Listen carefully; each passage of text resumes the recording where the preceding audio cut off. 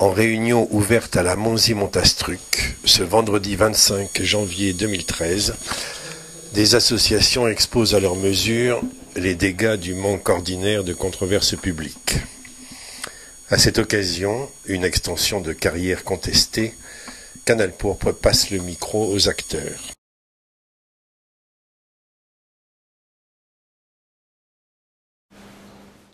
Oui, donc il y a ce projet. Donc oui, alors je te présente toi. Moi c'est Christian David, président de l'association. Recommence. Christian David, président de l'association Ascovalco. Ascovalco, d'accord. Et donc quel est l'objet, les objectifs de cette association? Bien, entre autres, aujourd'hui, c'est d'essayer de contrer ce projet d'extension qui est en place, là, qui se met en place en ce moment. Donc nous allons avoir une enquête d'utilité publique qui va commencer lundi 28 jusqu'au 9 mars. D'accord. Et comment se précise votre action, comment elle est conçue par rapport à la population, etc. Comment réagit la population? Ici, autour de ce projet, là, il y a une centaine d'habitants qui sont dans l'association. Au total, l'association, c'est 163 adhérents. Oui. Et puis, ça représente, autour du projet d'extension, 53 maisons. Et vos activités, qu'est-ce que ça menace comme activité, ce projet? Alors, notamment l'agriculture biologique, puisque autour de ce projet, il y a 85 hectares de surface agricole en agriculture biologique, compris aussi des personnes qui travaillent d'agrotourisme. Donc ça représente 5 familles qui vivent de ce travail et qui au total ça fait 15 personnes puisqu'il y a 5 salariés à plein temps sur ces différentes fermes. D'accord, bon, très bien. Ça va? Bon, oui, donc il y a une enquête publique qui démarre le 28 janvier sur l'extension de la carrière de la Monzy-Montastruc. Et donc la CEPANSO se mobilise avec une association locale. En quoi consiste ce projet et quels sont les problèmes? Voilà. Michel André, président de la CEPANSO. Bon, une extension de plus de carrière dans le Périgord, à savoir qu'au jour d'aujourd'hui, il y a à peu près 140 carrières en exploitation, qu'il y a également donc 25 à 30% de l'extraction qui reste, je dirais, en Dordogne, le reste part dans les départements limitrophes. Alors, pourquoi autant de carrières dans le département? Eh bien, c'est donc pour approvisionner des grands chantiers. C'est la LGV, c'est tout le réseau autoroutier. Et voilà, donc on en arrive à des extensions assez importantes. Bon, depuis les années 80, il faut savoir qu'il y a eu à peu près 230 communes qui ont été impactées par des carrières. Oui. Donc c'est quand même important. Depuis donc les années 70, il y a eu donc des communes, donc plus de 200, mais il y a eu près de 700 carrières. Alors bien entendu, elles ne sont pas toutes en activité. Je vous disais tout à l'heure, il y en a à peu près 140. Bon, alors, si la CEPANSO, bien sûr, on n'est pas totalement contre les carrières, puisque effectivement, il faut la maintenance en ce qui concerne les routes, en ce qui concerne éventuellement donc les matériaux de construction. Ceci étant dit, ça commence quand même à bien faire. Vous avez donc de plus en plus des extensions. Ça commence en général par 2,5 hectares, et puis on en arrive, comme par exemple dans la vallée de l'Île, à 80-90 hectares. Bon, en ce qui concerne la Monzy-Montastruc, bon, c'est pareil, ça fait quand même un certain temps qu'ils subissent les méfaits de cette carrière, alors tant au niveau du paysage, au niveau de l'environnement. Il y a eu au départ simplement une volonté de faire une carrière pour une dizaine d'années, mais il y a eu déjà donc une nouvelle demande d'extension qui a bien sûr été acceptée, et puis là on retombe encore sur une nouvelle. Bon, je pense que c'est tout à fait normal que les gens réagissent, oui, parce que trop c'est trop.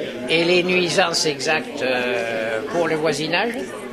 Les nuisances exactes pour le voisinage? Bien sûr, il y a d'abord la sécurité en tant que telle, puisqu'il va y avoir donc un trafic de camions, ça c'est une chose, il va y avoir de la poussière, il va y avoir donc des problèmes de nuisance et sur le cadre de vie. Oui. Et les tirs de mine?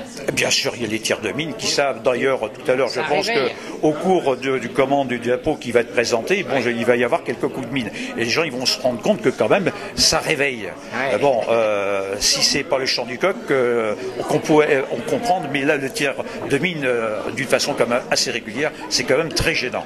Et puis on peut comprendre quand même, on est dans un département et dans un secteur quand même aussi qui vit du tourisme. Oui, eh bien c'est pas compatible. Ce n'est pas compatible d'avoir un côté des carrières et de l'autre côté des gens qui veulent vivre d'une façon économique différente, mais qui veulent vivre du tourisme. Et puis il y a ceux qui ont effectivement des exploitations qui sont tournées vers la production biologique. Eh bien ça ne va pas de pair. On ne veut pas, et d'un côté, détruire la nature, détruire l'environnement, et en même temps avoir une production qui effectivement est tournée vers l'avenir. Ça, c'est incompatible. Alors, bien sûr, on ne dit pas nous, pas ici, mais ailleurs, c'est pas ça du tout. Je vous dis, plus de 140 carrières, on considère que ça suffit, il faut arrêter par là. Le problème, c'est qu'aujourd'hui, le code minier n'a encore pas été modifié, et on se rend compte que, eh bien, les carriers font ce qu'ils veulent. Oui, il faut pas. Je pense que ce qui est très important, c'est qu'il ne faut pas confondre les besoins des entreprises avec les besoins de la collectivité. Je veux dire, les besoins des entreprises, c'est une chose, hein, mais ce n'est pas forcément d'intérêt public, hein, les activités de l'entreprise. Alors totalement. D'ailleurs, à ce sujet, en fait, ce sont les carriers qui sont demandeurs, donc ils demandent aux élus, bien sûr, de pouvoir continuer leur activité, considérant qu'il faut continuer l'activité, qu'il y a aussi, ça permet d'avoir des emplois, ce qui n'est pas tout à fait exact, puisque, par exemple, l'extension de la carrière de la Monzie-Montastruc, il n'y aura pas un seul emploi de créer.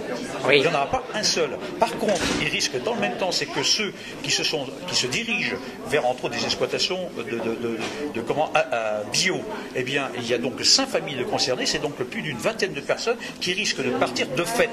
Parce que, je vous dis, c'est incompatible. Donc voilà, à choisir, donc effectivement, à continuer à polluer la nature, à polluer le cadre de vie des gens, eh bien, on va faire aussi disparaître des gens qui se sont engagés pour l'avenir. Ce n'est pas l'avenir des carrières, surtout que quand même, au jour d'aujourd'hui, quand on voit les difficultés qu'on a pour financer de grands projets, je dirais, ce n'est pas dans le cours des choses. Alors, quels sont les projets du Conseil général immédiats, financés, je veux dire, qui ont besoin de granulats, qui ont besoin ici en Périgord, en Dordogne. En Dordogne. Eh bien, vous avez déjà la voie de la vallée.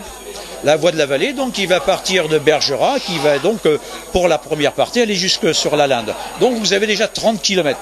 Donc, 30 km qui vont effectivement détruire, parce que c'est quand même une zone riche au niveau de la biodiversité, ça va donc détruire. Bien sûr, aussi, les villages qui étaient, je dirais, visités par les gens qui étaient obligés d'y passer par la petite route, maintenant c'est terminé, ils vont pouvoir rouler à 80 à l'heure, 90 à l'heure, et ils passeront donc à côté. Là encore, on va se rendre compte que ça ne va pas permettre au tourisme de se développer, ça va être le contraire. En fait, la voie de la vallée, c'est surtout pour aller plus vite, pour traverser la Dordogne. C'est un peu un projet 1960, ça. Totalement. Et il faut savoir que ce projet d'ailleurs de la voie de la vallée, il ne date pas d'aujourd'hui. Ça fait presque 30 ans dont on parle de ce projet. D'ailleurs, la CEPENSO d'ailleurs avait fait un recours.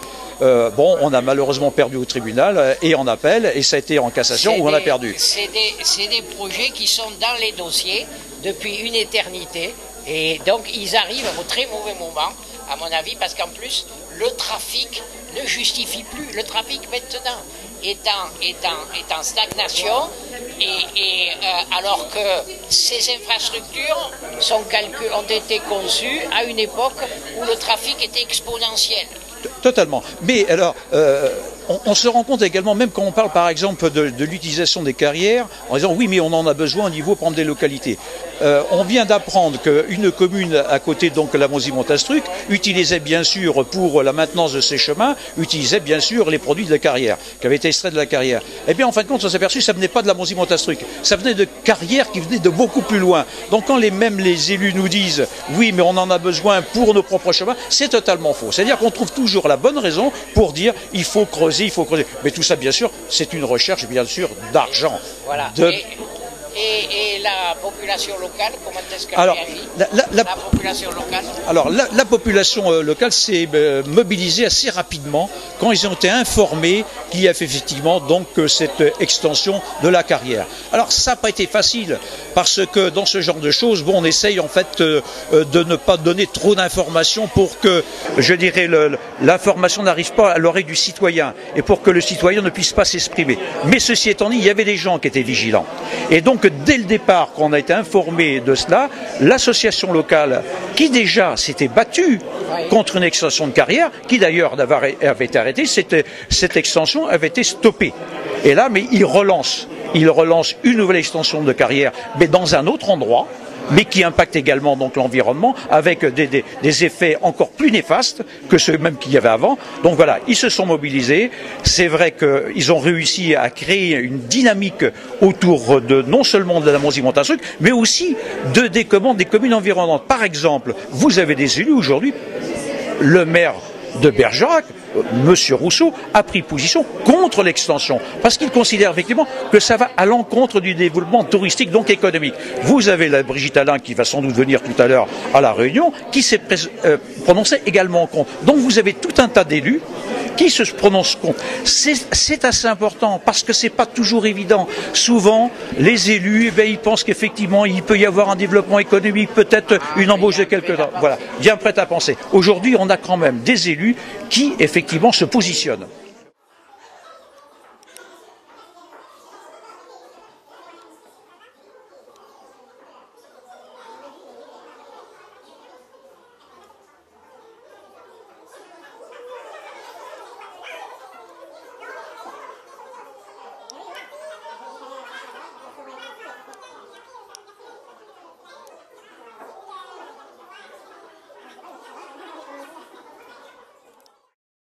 Non.